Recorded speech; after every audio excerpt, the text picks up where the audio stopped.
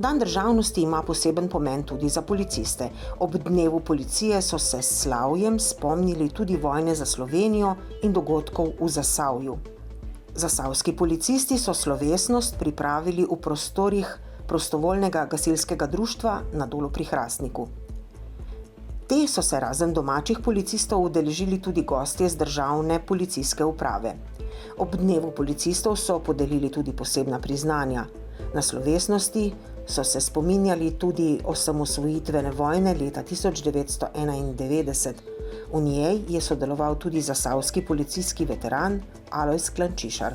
Teh spopadov se spominjam, ker nisem tam bil, bolj po mediju, kar je bilo, in pa obveščeni, ko smo bili, da je bil spopad na Holmecu in da so bile tudi številne žrtve.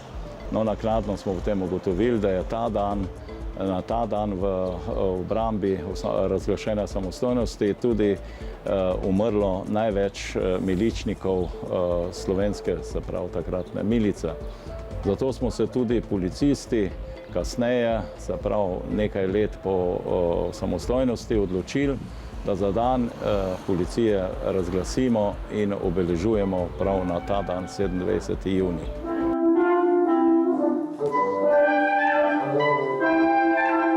Tudi slovenska policija gleda v prihodnost in se ozira za novimi kadri.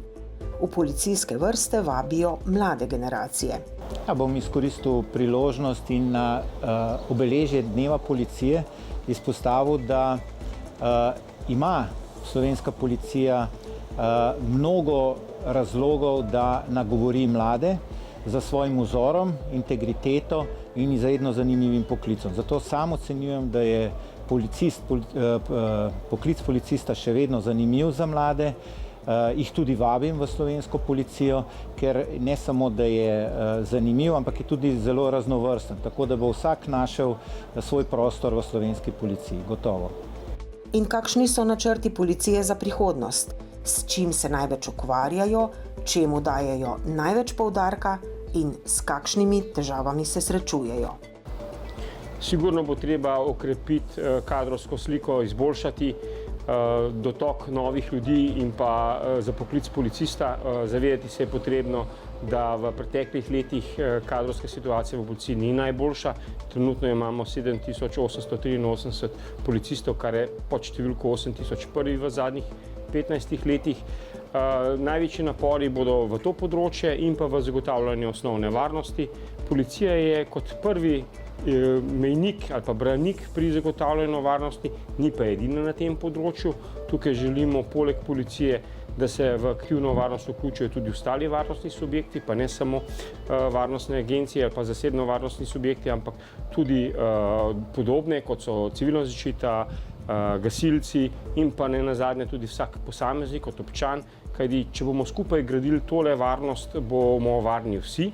Varnost je kolektivna in ne individualna. Nažalost pa ugotavljamo, da je pomanjkanje varnosti takrat, ko jo že izgubimo. Takrat slika ni najboljša. Prihajajoče razmere, na katere nakazuje sigurno kibernetski kriminal in pa digitalizacija, kjer je storjeno vedno več novih kaznivih dejanj.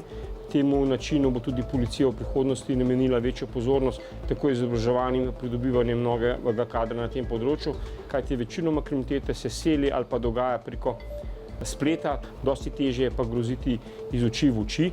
To so v bistvu novi trendi, ki jih v preteklosti nismo poznali in se temu bomo ustrezno organizirali in pa povedali, da je varnost in pa človekovo življenje še vedno najvišja vrednota, katerega bomo zagotavljali tako v prihodnosti in pa tudi v nadaljevanih trendih, ne glede na oblike kaznivih dejanj.